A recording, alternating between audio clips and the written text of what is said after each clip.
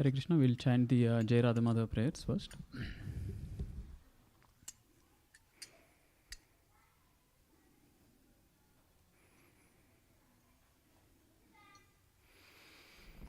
Jayo Radha Madhava Kunja Vihari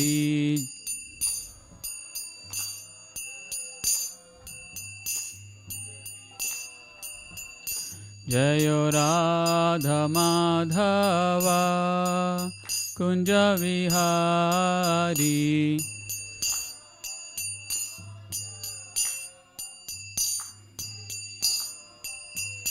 Jaya Gopi Jana Vallabha Girivaradhari Girivaradhari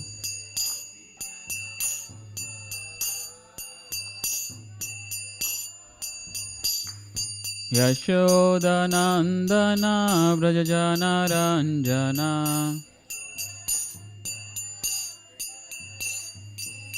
Yashodanandana Vrajajana Ranjana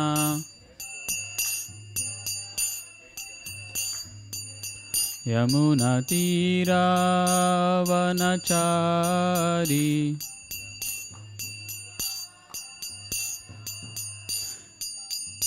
Yamuna Tira Vanachari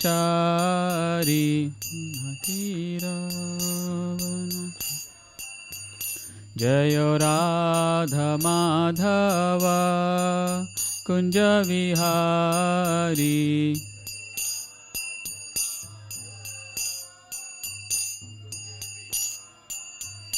Jayo Radha Madhava Kunja Vihari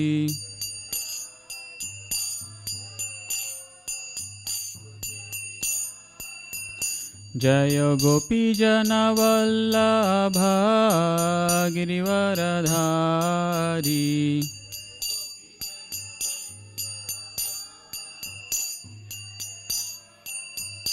Jayo Gopi Jana Vallabha Girivaradhari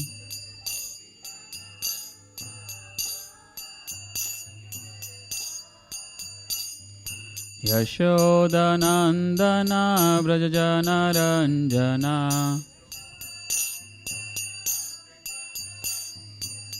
Yashodanandana Vrajajana Ranjana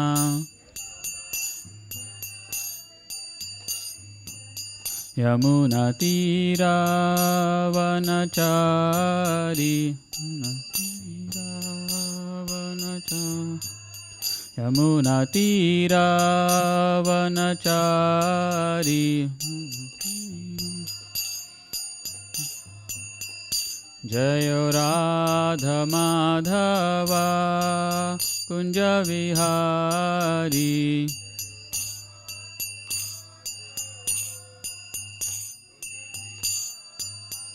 Jayo Radha Madhava Kunja Vihari.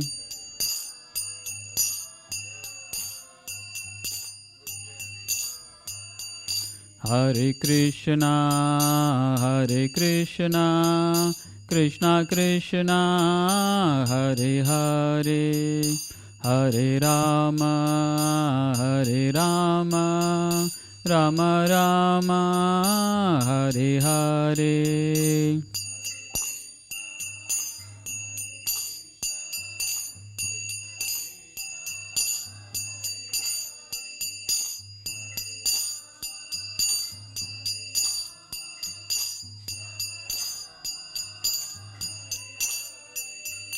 Hare Krishna, Krishna Krishna, Hare Hare, Hare Rama, Rama Rama, Hare Hare.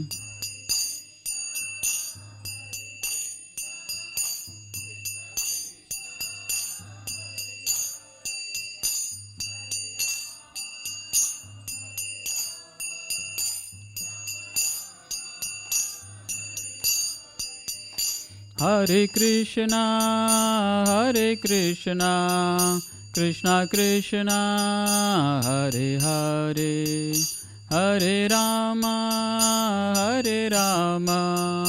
Rama Rama, Hare Hare.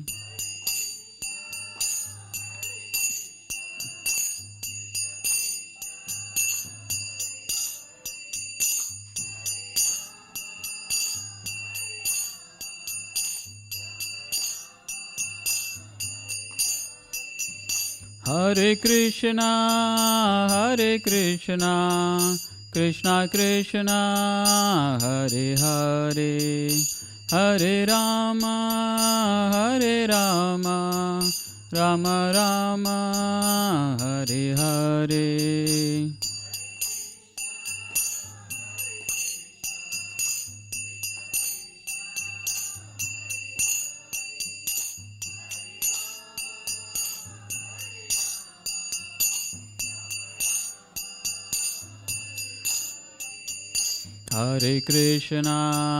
Hare Krishna, Krishna Krishna, Hare Hare, Hare Rama, Rama Rama, Hare Hare.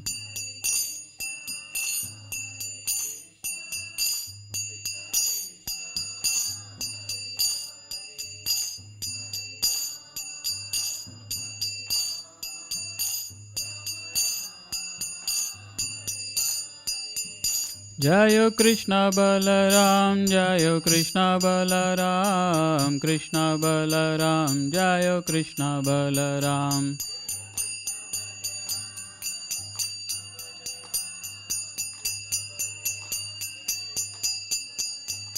Jayo Gauranitai, Jayo Gauranitai, Gauranitai, Jayo Gauranitai.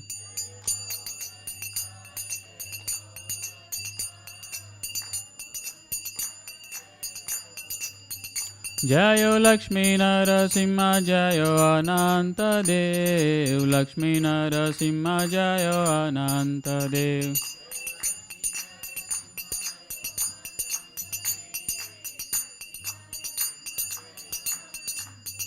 Jayo Srinivas Govinda, Jayo Srinivas Govinda, Jayo Srinivas Govinda, Jayo Srinivas Govinda.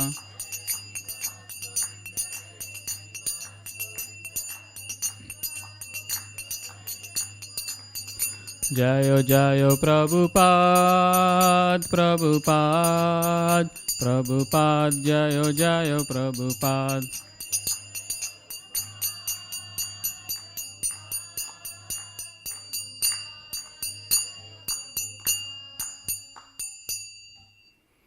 Jai Shri Shri Krishna Balaram ki, Jai Shri Shri Nittai Gauranga ki, Jai Shri Lakshmi Narsimhadev Anantadev ki, Jai Shri Shri Srinivas Govinda ki, Jagat Guru Srila Prabhupada ki, Nittai Gaur Premanande, Hari Hari Bol. So please repeat after me. Om Namo Bhagavate Vasudevaya. Om Namo Bhagavate Vasudevaya. Om Namo Bhagavate Vasudevaya. Hare Krishna. So today we'll be reading from second chapter of Bhagavad Gita, text 23. So you can all repeat the verse after me. Nainam chindanti shastrani. Nainam chindanti shastrani. Nainam dahati pavakaha. Nainam dahati pavakaha. Na chainam kledi antyapo. Na chainam kledi antyapo. Na sosayati marutaha. Na sosayati marutaha. Nainam chindanti shastrani. Nainam dahati pavakaha. Na chainam kledi antyapo. Na sosayati marutaha. So we'll read the word-to-word meaning. So please repeat after me. Na, never. Enam, unto the soul. Chindanti, can cut into pieces. Shastrani, all weapons. Na, never. Enam, unto the soul. Dahati, burns. Pavakaha, fire. Na, never. Cha, also. Enam, unto the soul. Kledayanti, moistens. Apaha, water. Na, never. Sosayati, dries. Marutaha, wind. Translation and purport by His Divine Grace Abhay Sharanaravinda Bhaktivedanta Swami Srila Prabhupada ki jai. So I'll read the translation, then you can all repeat after me. The soul can never be cut into pieces by any weapon, nor can he be burned by fire, nor moistened by water, nor withered by the wind. So please repeat after me. The soul can never be cut into pieces by any weapon, nor can he be burned by fire, nor moistened by water, nor withered by the wind. Purport. All kinds of weapons, swords, flames, rains, etc. are unable to kill the spirit soul. It appears that there were many kinds of weapons made of earth, water, air, ether, etc. in addition to the modern weapons of fire. Even the nuclear weapons of the modern age are classified as fire weapons. But formerly, there were other weapons made of all different types of material elements. Firearms were counteracted by water weapons, which are now unknown to modern science. Nor do modern scientists have knowledge of tornado weapons. Nonetheless, the soul can never be cut into pieces, nor annihilated by any number of weapons, regardless of scientific devices. Nor was it ever possible to cut the individual souls from the original soul. The Mayavadi, however, cannot describe how the individual soul evolved from ignorance and consequently became covered by illusory energy. Because they are atomic individual souls, Sanatana, eternally, they are prone to be covered by the illusory energy, and thus they become separated from the association of the Supreme Lord, just as the sparks of the fire although one in quality with the fire, are prone to be extinguished when out of the fire. In the Varaha Purana, the living entities are described as separated parts and parcels of the Supreme. They are eternally so, according to the Bhagavad Gita also. So even after being liberated from illusion, the living entity remains a separate identity, as is evident from the teachings of Lord to Arjuna. Arjuna became liberated by the knowledge received from Krishna, but he never became one with Krishna. Thus ends the purport. Om Agnanati Mirandasya Gnananjana Shalakaya Chakshurun Militanyena Tasmai Sri Guruve Namaha. Namo Vishnupadaya Krishna Prestaya Bhutale Srimate Bhaktivedanta Swaminiti Namine. Namaste Saraswate Deve Gauravani Pracharine Nirvishesha Shunyavadi Paschatya Deshatarine. Jai Sri Krishna Chaitanya Prabhu Nityananda Sri Advaita Gadadara. Krishna Krishna Krishna Hare Hare Hare Rama Rama Rama Hare Hare. Hare Krishna. So, as you all know, we are trying to cover various verses from Bhagavad Gita in a sequential manner. So we are in the second chapter, and we have covered a few of the prominent verses in the second chapter. So in this 23rd verse, Krishna is kind of repeating what he had mentioned again. You know, there is a kind of a repetition. If somebody reads these verses from taking in different ways, right? So we all know how it all started. Arjuna was baffled. He did not wanted to fight with his own family members. He did not wanted to kill his grandparents. His grandfather Bhishma was there. He did not wanted to kill his uncles, cousins, brothers, and all. So he was totally overwhelmed. What kind of war is this? I am killing my own family members. And he starts arguing with Krishna, saying, Krishna, I don't think this is right. How can we kill our own family members? And he's like, what is the point? Even if I fight and I win, I have killed my own people. So I can't enjoy the kingdom with my own family. What is the use? That seems useless. At the same time, I think I should give up, my fight, my proposal to fight. Maybe I should just, walk away from the war, accept defeat. But even then, I don't think that is right, because I am not doing my duty. So I am totally lost. Right? So Arjuna was on the bodily platform. He was very much concerned about all the, his relatives, their bodily presence. He was very concerned about them, that, on death, they will die. And he was overwhelmed with the fact that, there will be death and killing and own family members. So he was lost. But then, he could not, he put so many arguments, but he could not find a solution. So what did Arjuna do? He then, he surrendered. Sishyasteham swabhimantvam prapannam. So this is the main, very important, the first fundamental principle, the fundamental instruction if you want to take from Bhagavad Gita. The first lesson is that we have to surrender to a spiritual master. Because on a friendly level, there will only be talks and arguments, but there is no real, meaningful instruction. I was listening to Prabhupada lecture. He was saying, when you talk to friends, if you talk for a long time, learning, there is no knowledge acquired. And in the Vedic civilization, time is considered a very valuable thing. Wherever time is lost, it is considered as a very great loss. There's a very great statement by Chanakya Pandit. He says, you have to, the value of time, just imagine how much will it be, because even if you have hundreds and thousands of gold coins, not a moment can come back, right? Even if you are the most richest person, you still can't buy even one moment of your life that has lost, right? So time is very valuable. And actually, if you analyze, the most important asset we have is time. It is not the money and wealth and all those things, because based on karma, money will come, go, health also will come and go. So many things, they all come and go. It's pretty much predestined. But time is your individual personal asset. You can spend as you like. You can spend it in the right way, or you can lose it in the wrong way.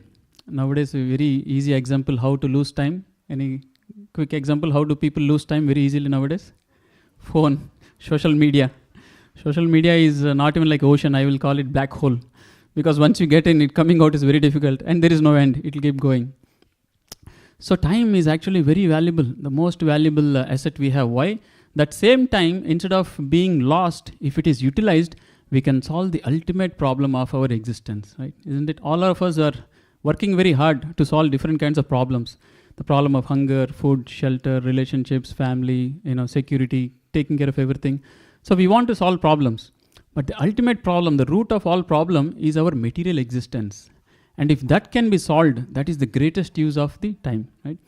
So Prabhupada was saying that, in friendly talk, if you are talking to friends for a very long time, you have to understand you're losing time. So Prabhupada was saying you should talk to somebody superior. Why? When you talk to somebody superior, it is not a friendly talk, you're learning something, right? Even in the materialistic world, they don't, people who are very ambitious, they won't spend too much time just gossiping. They will try to, attend some sessions, read some books or learning, the time is very important, right? And then they learn a lot of skills. At the same time, let's say others are just spending time gossiping, but somebody spent that 1 hour, learning a new skill or gaining some knowledge, materially he will get benefited, right? But again, we are not behind material benefit. But the same strategy of utilizing the time can be utilized for spiritual benefit. So what is the way to utilize time? Is to associate with a superior. So here, that is what the friendly talk is useless. But then now Arjuna gave up friendly relation and he accepted Krishna as superior. Now comes the important instruction. So that is the first instruction. We should accept a spiritual master. We should accept a superior authority. Why? Then we start learning. So Arjuna accepted Krishna as spiritual master. And in today's day and world, we all can also accept Krishna. Krishna is there. His Bhagavad Gita is there. And how do I get further explanation? Srila Prabhupada is there, his book, his purport is the further explanation for the current time and age. The Acharya, he repeats the same thing that Krishna has said actually. If you see the whole of Bhagavad Gita, we say Srila Prabhupada is our spiritual master and he has given us these books. When you read the explanation, sometimes we'll think, oh, Krishna said something, but then there is this purport, right? We read the purport. We will think, oh, maybe Swami Prabhupada is giving his own explanation. But the beauty of an Acharya in the Guru Shishya Parampara is actually he doesn't invent anything. He gives explanation as he has heard from his spiritual master, who has heard from his spiritual master, and again exactly from Krishna. So I'll tell my own personal realization. When I was first time reading Bhagavad Gita, right, I read the various purports, various examples, various analogies, and I thought, oh, Swami Prabhupada is explaining very nicely. Initially I thought he's very intelligent, it's like he's using his own intellectual ability and giving good examples, which is very good. Definitely Prabhupada is intelligent also. But then later when I read other of Prabhupada's books like Srimad Bhagavatam and Chaitanya Charitamrita and other references, actually Prabhupada also constantly gives references. I realized that various analogies and various examples he is giving is actually from other scriptures. So Prabhupada didn't really invent anything. He is just presenting and he is representing. That is why he is known as representative of God. What is representative? He only represents. He doesn't invent anything. So that is the beauty of the Guru Shishya Parampara and our Vedic civilization. When we read from Prabhupada, we can be very sure that there is nothing being manufactured. And in the same lecture, Prabhupada was also saying, this was in 1970s. So by 1973-74, there were already 100 centers all over the world. And Swami Prabhupada, when he came in 1965, he came with 40 Indian rupees. Right? He had no money, he had no contacts. And many of you know how it all started. Prabhupada was living in a very small storefront, sharing accommodation initially, and he was giving some Sanskrit classes, and he was doing Sankirtan. Slowly, people started following. He was then teaching giving the teachings of Bhagavad Gita. He introduced the deity worship. He introduced the process of, Brahmanical life, following the 4 regulative principles, chanting Hare Krishna, eating prasadam, in the Vedic tradition. And slowly, hundreds, thousands of people became his disciples, not only in the US, but all over the world. Prabhupada traveled around the world 14 times. 108 centers were open in Prabhupada's lifetime from 1965 to 1977. It's like in short 12 years, Prabhupada went around the world 14 times and opened 108 temples. Right? So when Swami Prabhupada in around 1975 and later, after 10 years of the movement started, he was speaking, they would always credit Prabhupada, oh, you have done very wonderful, you have done amazing. Right? Why? In 1960s, an old person from India went to the West, while so many other people are also going to the West. Why? To learn technology, get some degree, lawyer and all that, and establish themselves in US. They would actually give up the ways of Vedic life and they would take up the life of American lifestyle. I myself know many people who changed their names. I knew one person, his name was, anyway, I won't keep it away, but later he changed his name to Steve, right? He was being known as Steve. And I know, others. So people would change them, even their names, their way of lifestyle. When they came in the 1960s, this person also came in 1960, exactly same. To become a Westerner, he actually changed the Westerners to become the followers, not just Indians, like very early ancient Vedic Indians, right? They would all started wearing saris, dhoti, kurta, tilak, and all this. So people would credit Prabhupada that, oh, you have done wonderful thing, you have done wonderful thing. Then Prabhupada was saying in that lecture, he said, actually people credit me, I have done wonderful thing, but I didn't do any wonderful thing. You can ask all these disciples who are here. I never created any gold or magic, or I created ash, or I didn't show any magic show. All I said is, what Krishna said, I repeated. Krishna said, Sarvadharmam parityajya mamekam sharanam vraja, give up everything and surrender to Krishna. Krishna said, always think of me. And what did I say? I said, surrender to Krishna, always chant Krishna's name. So I didn't do anything, nothing wonder. I just repeated what Krishna said. So that is the beauty of spiritual master, right? The beauty of our Vedic literature, the representative, when he actually represents the real knowledge, it is as effective as Krishna himself speaking, right? So that is the very important aspect of accepting a spiritual master and following their instructions and their guidance, and how it will benefit us to actually get closer to God, right? And then over here we are seeing Krishna has already mentioned many characteristics of the soul, and unfortunately to give a characteristic of something which we can't even comprehend has to be given in a negative way, right? Because spirit is something we haven't seen or we haven't experienced, right? We all say, spiritual life, spiritual knowledge, spirituality, right? Spiritual life, right? Somebody going to temple, taking up spirituality. So the whole thing surrounds around the word spirit. But what is spirit? We haven't seen spirit, we haven't experienced spirit. So Krishna is using the way of explaining by negation, right? So he would say, first thing he said is, okay, there is something called spirit, and then there is something called body. He said the body is not same as the spirit. And then about the qualities of the spirit, he used it, in a negative way, like it is anti-matter. It is not material. So matter is destructible. So Krishna already said, it is indestructible.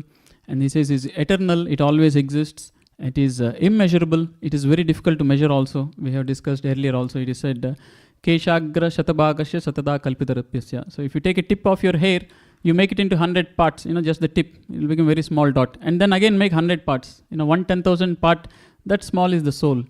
And we might think, oh, is it real? Well, that is what explains even a small amoeba, right? You see them in the microscope, you can see a very small single cellular organism. There is soul in that also. It is moving, it has some level of consciousness, right? How did the soul even fit into that? So that is how Krishna is saying it is immeasurable. It is so small that it can take even the body of an amoeba, or it can take a body of an elephant, or they're finding this bones of dinosaurs. It can be as huge as a dinosaur also, right? So that is the beauty of the soul. So it is so small, and Krishna many times he said it cannot be killed. And then he also talks about the relationship between the body and the soul. He says body is like a dress, and the soul is like the person. Just like we change dress, so this body is also, the soul is changing dress. And at the end of life of this body, what death is nothing but the soul taking on a different body. And now because Arjuna is a warrior, so Krishna is now explaining using different kinds of weapons. So here is saying, Nainam Chandantri Shastrani. He says the weapons cannot cut into pieces. Now there is not just one kind of weapon, as Prabhupada is saying. Earlier days, we all might have seen in Mahabharata and Ramayana, it seemed funny, they say mythology and all. They would take an arrow and they will just say a mantra, and a special kind of power is going.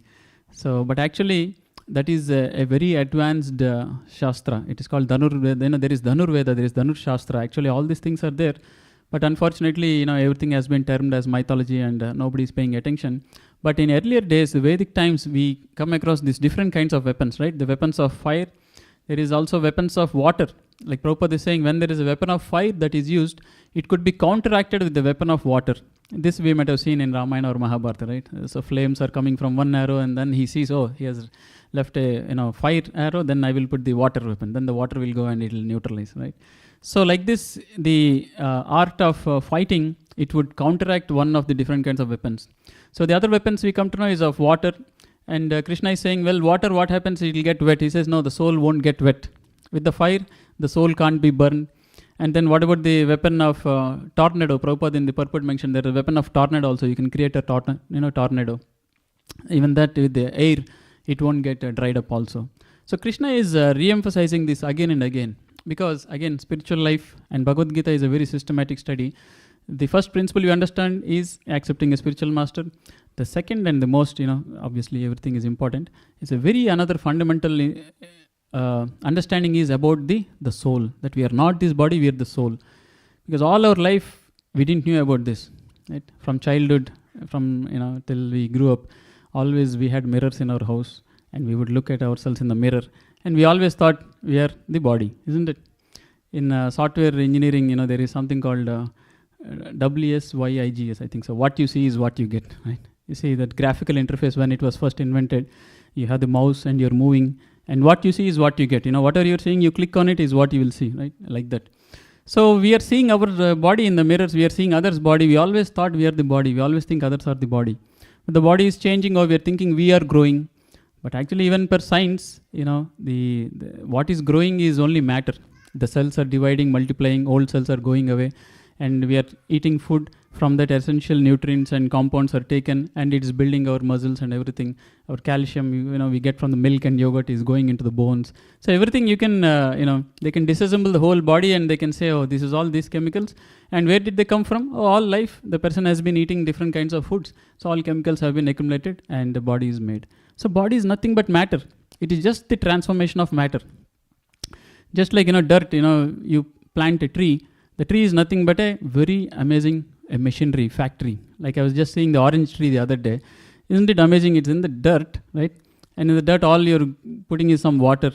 But then the tree is nothing but a machine, a factory, which can extract this vitamin C and all those elements needed to create this beautiful, orange color and very nice taste. It extracted the taste, it extracted the nutrients, extracted the chemicals. It's a wonderful machinery, isn't it? It's like, that's what the tree is. So everything is matter around us. But then Krishna is making clear that what we are surrounded by, what we are covered by is nothing but a matter. And it is not exactly like a dress. So this concept also, Krishna has made it very clear that we are not the body is a covering, we are the soul does not die, the soul is eternal, the soul takes on another body at the end of life, right? So these are the various things Krishna is making it clear. And we talked about repetition. Why is it being repeated? Why would something be repeated? When something is very important, it will be repeated, isn't it? One might say, oh, why is he repeating? They might think. But if I say for today, prasadam, instead of the prasadam hall, it is going to be served outside. If I just tell once, people might say, Prabhu, can you say a few more times? Maybe not everybody heard, right? So we will repeat. Please pay attention, please. And nobody will feel bad. Why is he repeating this so many times? It's very important. People come all the way. Prasadam has been made. They have to take, right? So we will repeat. So something that is very important, the more important it is, the more repetition will be there. One final announcement, one more time we will say. Why? Because it's important. So Krishna, in the same way, he is repeating this again and again because he wants this ingrained in Arjuna, and also all the readers of Bhagavad Gita get this very clear, the foundational principle, right? Just like a building is constructed, before the building is constructed, so if the foundation is very weak, not very strong, and you build a building, will it come? It will just collapse because foundation. Rest of the building might be very good, high quality ingredients, all ISO 9001. But if the foundation is weak, nothing will work. The whole thing will collapse. So that is what Krishna is trying to do here. Our foundational understanding is that we are not this body, we are spirit. We are spirit soul. And that is why Krishna is repeating. And Prabhupada here in the purport is also mentioning about a very nice point about the Mayavadi, the Mayavadi understanding. This, unfortunately, the spirituality, though it is very important, they have become many branches. Why? Because there are two kinds of spiritualists. One is who are in the Guru Shishya Sampradaya, like Swami Prabhupada. He is in the Vaishnava Sampradaya, right? We can trace Prabhupada back all the way to Krishna. If you see Bhagavad Gita, the page 28, there is the whole Guru Shishya Parampara mentioned. Right? Srila Prabhupada, his spiritual master Bhaktisiddhanta Maharaj, his spiritual master Gaur Kishore Das Babaji, his spiritual master Bhaktivinoda Thakur. You can see, on the altar we have those pictures in the bottom row. These are all the spiritual masters. The line of unbroken chain of disciplic succession is what we say. So like that, if you go to spiritual master like that, you can go all the way to Krishna. Right? We will go to again from Krishna. If you see from Krishna, he spoke to Brahma to Narada to Vyasa to Madhvacharya, like that, right? We are the Brahma Madhva Gaudiya Sampradaya. So this is one kind of spiritualists. I would say the legitimate, the valid. Just like a university, it can have many branches. Just like Stanford University or different universities, they'll have some satellite centers. I don't know what they're called, small places, but they're connected to the main university. So if you go there, you take some classes, you get a certificate, it is authorized, right? Even though it is in a small building. But then these are spiritualists who are connected in the Sampradaya, and then there are spiritualists who are not connected in the Sampradaya. What kind of spiritualists are they? They don't take explanation, understanding from, the authorized Vaishnava Sampradaya. They take from different place. Sometimes they will do interpretation also. And that is different understanding. So whatever, for this reason, there has come a different understanding of spirituality also. They accept that, matter is temporary. They're known as Mayavadis or Brahmavadis. And the spirit is eternal, the spirit soul. But then the understanding of God is unfortunately not very clear. They say God is nothing but a very bright energy. And then they say when you realize everything, that this matter is temporary, we are spirit soul, aham brahmasmi, they will also say the same thing. But then we say the ultimate is to go back to Krishna and serve him. Why we say that? Because Krishna himself says, he says, Mam upetya kaunte, you come to me, and man mana bhavat bhakto, become my devotee. And this, yad gatva nanivartate, once you come back to spiritual world, that's how it will be. And Krishna performed his pastime as Lord Krishna, in the Vrindavan Leela to show how he has his relationships, right? So based on Krishna's statements and teachings only, we accept that, we are all like children of Krishna. Krishna already clearly mentioned, Bijoham sarva bhutani, I am the seed-giving father. Aham bija pradapitaha, I am the father. Krishna is clearly saying this. But there are other kind of spiritualists who will ignore all these statements and they will say, oh, we are God. We are actually God, they say. And we are in a temporary illusion. And ultimate liberation is to become one with God. That is their thing. They merge into God. Now Prabhupada says, how can you, the Mayavadi philosophy, it cannot even be explained. Because Krishna is saying it cannot be cut into pieces. So if it can never be cut into pieces, what is the, where is the question of again merging, joining it back if it was never cut in the first places, right? Krishna is clearly saying. And then they also cannot explain why, if it was all one, if we are all God and, if the ultimate aim is to become one with a kind of a homogeneous entity, why did it split in the first place? Right? If everything was one, everything was supposed to be one, and if it was originally one, it would have remained one. Why did so many splits happen, and why go through all this, drama of this material existence, of birth, disease, old age, death, anxieties, and again work towards liberation, again become one? Why? Doesn't make any sense. If it was supposed to be one, it would have just remained one. And so they can't explain why, this split happened. Why did this fall down happen? But Prabhupada says, as Krishna is saying, actually this whole concept of, becoming into separate pieces and again merging into one is totally against what Krishna is saying. Because just few verses ago, Krishna clearly said, never was there a time when, I or all these kings or you, did not exist or will not exist in future. So they were always separate. So that's what the Vaishnava Acharyas and Krishna himself clearly explain, that we are separated parts of Krishna, just like the children, like the mother has a child. Now one can say, the child is as good as the mother, comes from the same body of the mother. Yes, in one sense, qualitatively, right? They belong to the same family, came from but still the child is separated. He's a separated living entity. The child also has his own thinking, feeling, willing. The mother also has his own thinking, feeling, willing. There is relationship, there is exchange of relationship, right?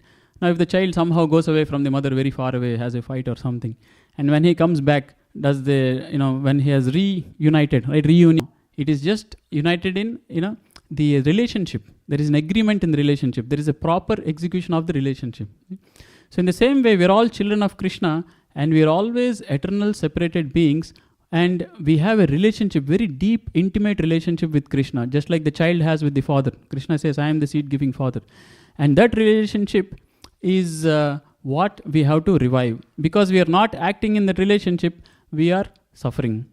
Because we are not with Krishna, we are suffering. Krishna is Sat Chit Ananda. We talked about it many times. Krishna is Sat, eternal, Chit, full of knowledge, Ananda, full of bliss. But what is our situation? We are in Asat, temporary. Achit, we are in ignorance. We are in misery also, Nirananda. So exact opposite situation we got into. Prabhupada gives an example of a child of a very rich businessman, a very big landlord. He has a big palace, big industry, big enterprise, everything very great, like a king he is living. And he has some children also. Now if one of the child, disagrees with the father for whatever reason, he becomes disobedient and he says, I don't want to follow your instructions, I don't want to be under you, I will live on my own, I will do on my own. Now a small child, how much knowledge, ability, capability he has, he doesn't have much, right? So if he leaves everything and he goes to the out in the town and he's just struggling hard, right? Because he's not as capable as the father. What will happen if a small child leaves the protection of the father? He'll be struggling hard. And sometimes in movies we have seen, they will separate and he'll be working, somewhere, like a menial job, struggling hard for survival and all that. But if somehow or other, if he realizes his mistake, oh, I'm supposed to be subordinate and obedient to my father. Unnecessarily, I have disobeyed him. Unnecessarily, I have not, acted in my constitutional position. Right? What is the constitutional position of the child? To be obedient to the father, to be subordinate, and to follow his instructions. Why? Why should the child follow the instruction of the father? Is it because the father is like a dictator? He's like very commander, very egoistic, puffed up? No, the father wants to protect. The father might give sometimes a strong instruction, but why? For the child's benefit, for the child's welfare. But sometimes the child misunderstands. Sometimes they will not get a toy or a candy they want. They'll think my father is very bad, my mother is very bad. They're not giving me ice cream. But they don't know background. Maybe, there was a doctor visit and doctor said next 1 month don't give or else he might get very severe trouble or something, isn't it? So that aspect sometimes because of immaturity, because of lack of knowledge, the child will not know. In the same way, all of us also, we wanted to be separate from Krishna, live independently, live separately, and we will make our own, area, and we will enjoy. But what is happening? How many of, in the history for the last hundreds, thousands of years, how many people have been successful to live as good as Krishna in Satchit Ananda, eternal, full of knowledge and full of bliss? Nobody in the history. Nobody lived for eternity, isn't it? Even the so-called richest people, one fine day, they also are living. What is happening to them? What body they are taking next? Nobody knows, right? So neither Sat, nor Chit, nor Ananda is there. And that is what Krishna is telling us in this whole Bhagavad Gita, that all the struggle that you are doing, what you want is what exactly I have, right? What you're looking is also exactly what I have, right? It is not just, material miseries, right? Also a craving at the level of the soul. We are looking for that ultimate relationship, right? Happiness in relationship. I think I mentioned earlier also, they did a research on happiness. What makes a person happy? Harvard University, they spent 75 years doing this research. What was the ultimate conclusion? What makes one happy? Is it money, wealth, riches, fame? Any guesses? Any guess? A very good relationship is what makes a person happy. Isn't it amazing? Now, if you all analyze among ourselves, if you have all the money and everything, all fame, all knowledge, all beauty, but in your home, nobody is happy with you, all very bad relationship, will you be happy? There is no happiness, right? So what really gives one happy is a perfect relationship, a perfect reciprocation. Because deep down at the level of the soul, because everything else is a bodily necessity, okay, beauty, wealth, strength, fame is all very temporary. But deep down, what makes a person really happy is that at the level of the soul, there is a very satisfying relationship, isn't it?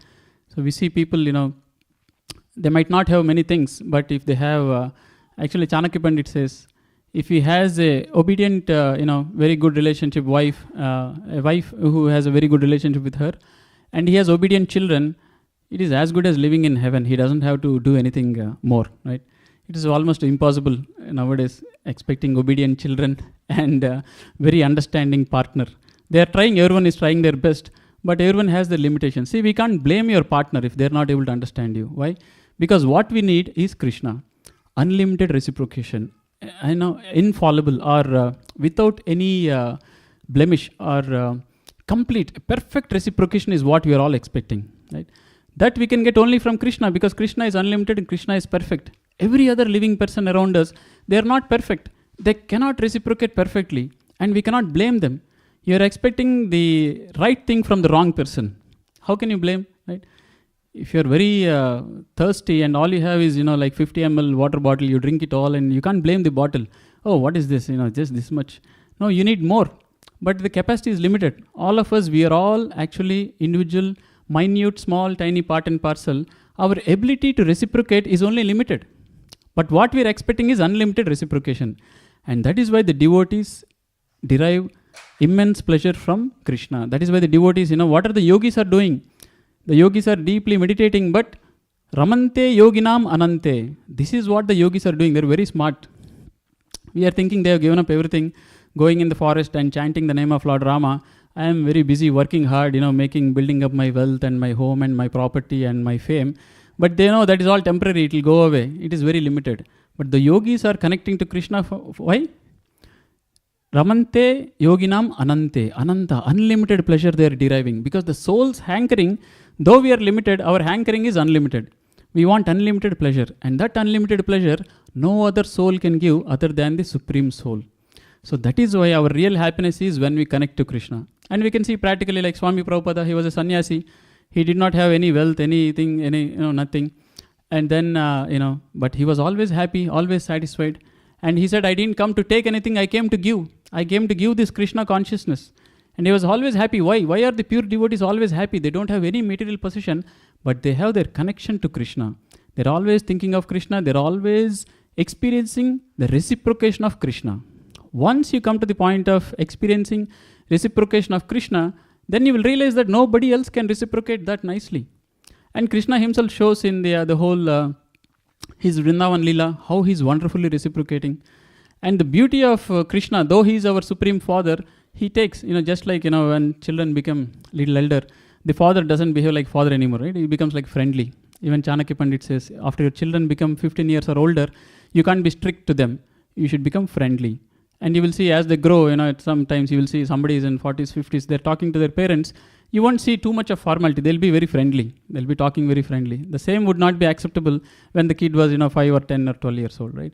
So just like, even in our day-to-day world, we see, even though their parents, we take up a friendly relationship, Krishna actually not only friendly relationship, he gives an opportunity to experience relationship with him in all the different kinds of rasas, right? We see there are 5 different rasas Krishna exhibits his relationships. Like there is the Dasya rasa where one is serving. There is the Shanta rasa, one who is serving in, passive state, it is said. The Shanta rasa is, the example is given like, the calves, and the cows and the peacocks, all these animals in Vrindavan. You see, Krishna is, you might have seen a lot of these paintings. He's just, caressing the cows and the cows are sitting, the peacocks are there. That is a Shantarasa. There is not very active thing, but still the cows and the calves and, all the birds, animals, everyone is actually relishing a beautiful relationship with Krishna. So Krishna is giving an opportunity to experience relationship in the Shantarasa. And then the Dasya rasa where you can actually serve him, like the smaller Gopa boys, they all serve Krishna. There is the Sakya rasa, like a friends, they all play with Krishna. Krishna also plays, just like there is an example given. Sometimes Krishna and his friends, they play a game. And when Krishna loses, he has to carry the winning team on their shoulder, right? And they run children. So there is the friendly relationship, no more very formal or subservient. And then there is the Vatsalya rasa, the relationship with the parents that they have with children. The Nanda Maharaj, the Yashodama, all the elderly gopis, they have the Vatsalya rasa. And then there is the Madhuri rasa, there is the loving relationship, like a conjugal love, like the boyfriend, girlfriend, relationship. Even that is there. So Krishna is so wonderful. Once we get closer to him, he allows us to have, relationship in any of these, all these 5 rasas. And it is said, all of us actually have one relationship with Krishna. It is called Swarupa Siddhi. We all have one relationship. We were already serving Krishna in one of these 5 rasas, either Dasya, Sakya, Madhurya, Vatsalya or Shantarasa. And when we perfect ourselves, our relationship, we will realize that that is the relationship we were in, and we will relish immense pleasure. Ramante yoginam anante. At that time, everything else, we know that nobody, if you found a full 5-gallon water, you will drink as much as you want. You won't look for 50 ml bottles anymore, isn't it? So in the same way, once one realizes Krishna, parandruštva nivartate, once he experiences the higher taste of relationship with Krishna, all other tastes are gone. And that is the perfection of realization. And that is what Krishna is saying here.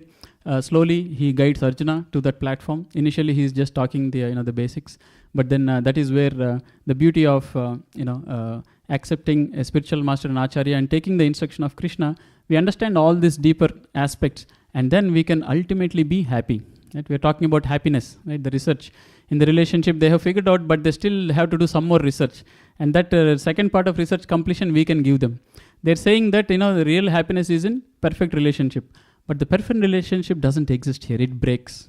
Even if you have a perfect partner, one fine day, unfortunately, you will be separated, isn't it?